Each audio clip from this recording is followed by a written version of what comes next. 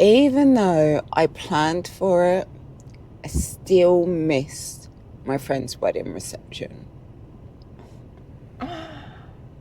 Oh, even saying it out loud, it feels heavy.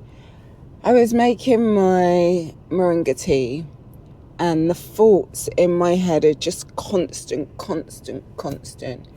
So I thought, why not make my tea, come sit in my vehicle and sip and share with you. I need a sip before we start. So on Friday, I scheduled in Tai Chi workout. But on Friday, I knew in the evening I had my friend's wedding reception. What I've learned over the years is whenever I have an event or something, an occasion to attend in an evening, I do not work out that day. I reserve my energy. So I cancelled Friday. I then said, I need to get my hair done, and my nails, so let's sort that out. I'm jumping in with my nails. When I say I've planned, my nail appointment was Thursday before I went to the gym. Friday, I booked a hair appointment. So another way that I plan is I wash and dry my hair the night before. So on the day of going to the hairdressers, all I have to focus on is bringing myself to the hairdressers on time, having my hair done. I don't do much apart from sit in the chair with that. And then bringing myself home and keeping to my schedule that I have planned for that day. So morning went fine, woke up, got to the salon on time, left the salon. When I got home, I was hungry. And I said, okay, let me eat now because I don't want it to get to that point where I'm driving to the event and I'm hungry and I'm snacking on just stuff that I shouldn't be snacking on. Like you pull up to a corner shop and you go and buy sweets. Yeah, I hesitated saying that, but I do. You go and buy sweets, crisps and chocolate to get you going until your meal. So I ate. I cooked and I ate. And the next thing I know, I am waking up and I am already late. I am waking up the time that I knew I would be on the road to arrive on time for my friend's wedding reception. Sorry, let's turn that off. I don't like being cold, so I've come to sit in my car and I put my heating on, but that just got too stuffy. It will probably go back on in a minute or two. Let's have a sip. So, I'm now in panic mode because I need to bathe, put on my makeup, put on my wig. Yes, I got my hair camoed. A wig is going to go on and get dressed and leave for the event. And I'm already late, and what I need to get done is possibly going to take me at least 90 minutes, probably 2 hours. So I'm rushing around my house. I'm trying to get things done. I finally get in my car. I'm on the road. And as I'm driving, I go, oh no, I should have taken that exit.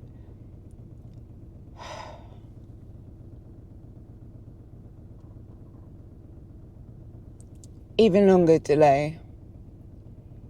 So my sat nav, my Google Maps re-navigates me. I come back to the main dual carriage Is it called a dual carriage? Anyways, the main road that I need to be on. I am stuck bumper to bumper, trapped. Like, I wish I filmed it, but obviously I'm in a panic. I just need to get to the event. I'm not thinking of, I might want to watch this journey later. No. So I am in this traffic for so long. I am getting frustrated. At one point I'm angry. At one point I'm annoyed. At another point I want to cry. At another point I really want to call my friend and apologise. It's their wedding. Like they're going to be paying attention for, oh, maybe Alana's running late and she's trying to call us. They're not going to be watching their phones for that. So another point I went, do you know what? Maybe we just quit while we're ahead and just go home, send their gift in the post and apologise. And then me talking to me went, no, you are going to continue because you want to see your friends on their wedding day. So I continue a journey that should have taken me 50 minutes, door to door, 50 minutes. It's a route that I've taken a few times in the past, so I know the route about 50 minutes. Took me 2 hours and 20 minutes.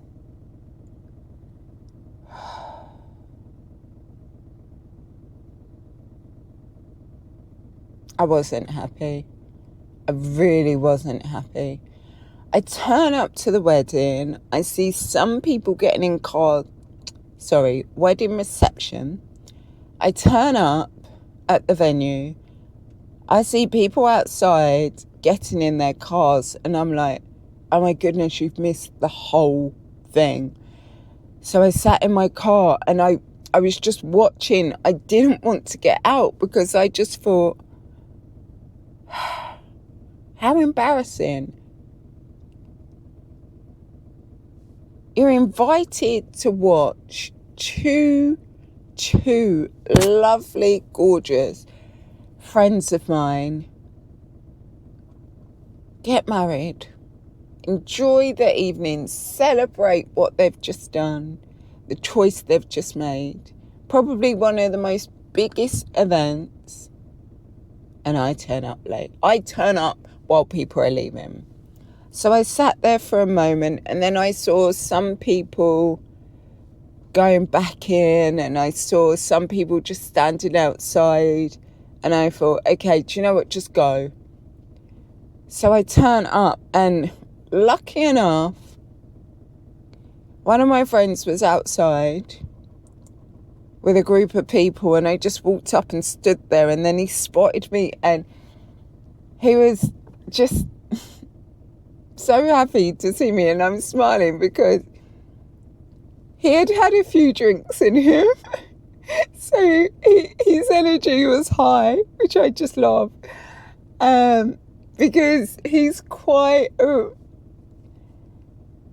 reserved person if you don't know him.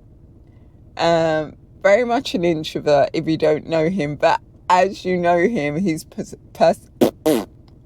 drink. His personality really comes out. And all I could do was apologise. I was like, I am so sorry for my time. He was like, it's fine. And I was like, no, it's not fine. I had to be here at a certain time and I wasn't. I'm hours late. I said, do you know what happened? He said, what? I said, I fell asleep. I said, my fatigue has just been ridiculous at the moment, where I don't feel tired and it just hits me. I can't click with my left finger. Kind of. Anyways, it just hits me. I said, and it hit me today, and I'm so sorry. I said, then I rushed out of the house, and I don't even have your gift with me. I turn up late with no gift. Come on. He said, it's fine. I said, I'm going to post it to you. And all he was excited for was to tell me, oh, you can't post it yet. I'm flying on Monday. I'm going to Jamaica. And I just thought, this is just so him. He is him 100 times fold on his wedding day. And, oh, touching my mic. I'm just happy that I saw that moment.